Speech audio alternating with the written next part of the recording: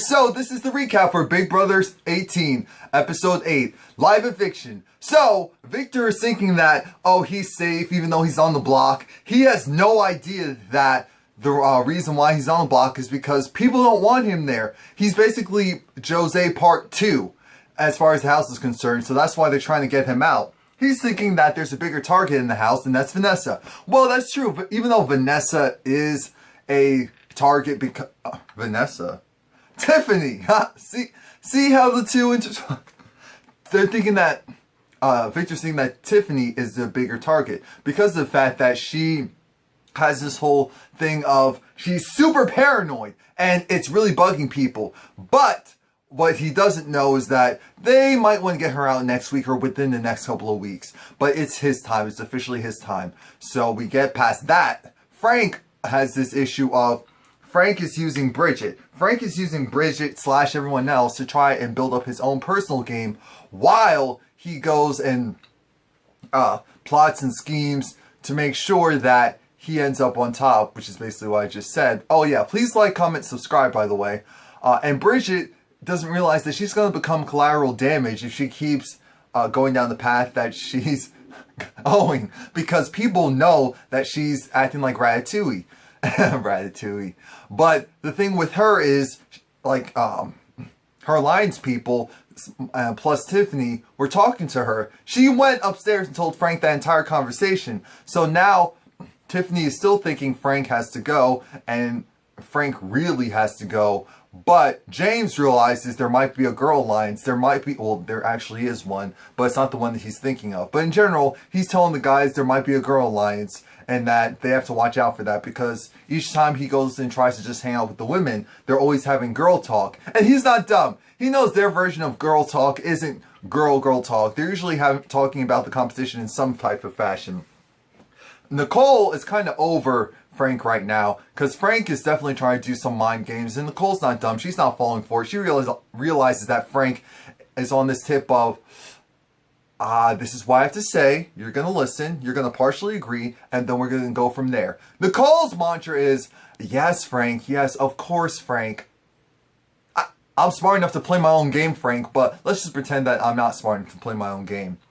Paulie right now being HOH, Frank thought it would be appropriate to go and tell Paulie the fact that there actually is an 8-person alliance, the 8-pack, and that Paulie wasn't a part of it. Now Paulie's irritated, well, he's not irritated, but Paulie's just a little dumbfounded because a lot of the people he thought he had some type of alliance with, they're actually a part of the 8-pack, which means that everyone's been lying to him about something so big, which is understandably because they're in Big Brother, but still, it's now he has in his mind, can I really trust them? And thank you, Frank. Thank you for doing something like that, blowing up everyone's game. And Frank goes, and everyone's irritated because Frank's decided to go and do it for his own personal benefit. They realized Frank wanted to more so secure his position than make sure everyone else was good. And Devon is talking to Nicole like, look, Frank might need to go sooner rather than later.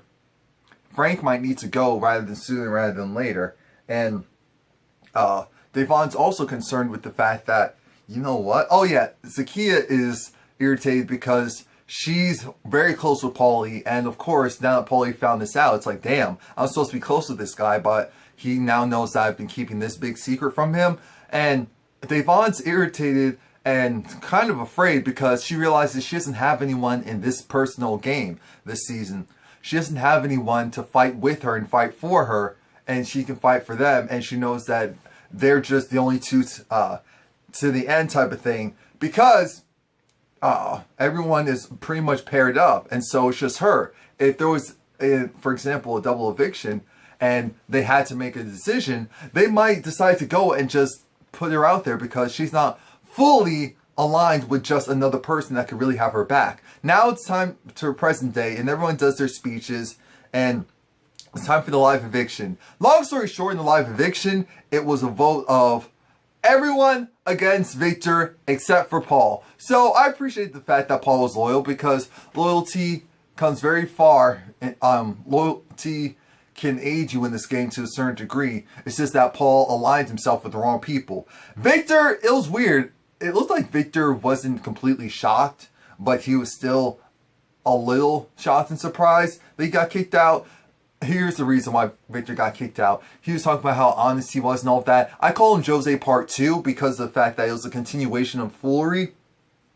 He was a little too overconfident, and that was his downfall. He's of course excited about the fact that he could possibly go back into the house. But an interesting thing is that it looks like he'll definitely align himself with Paul. I don't know. He could align himself with Paul Lee, even though he was gunning for him. But realistically, they'd still try and get each other out if Victor gets back in the house. Who else?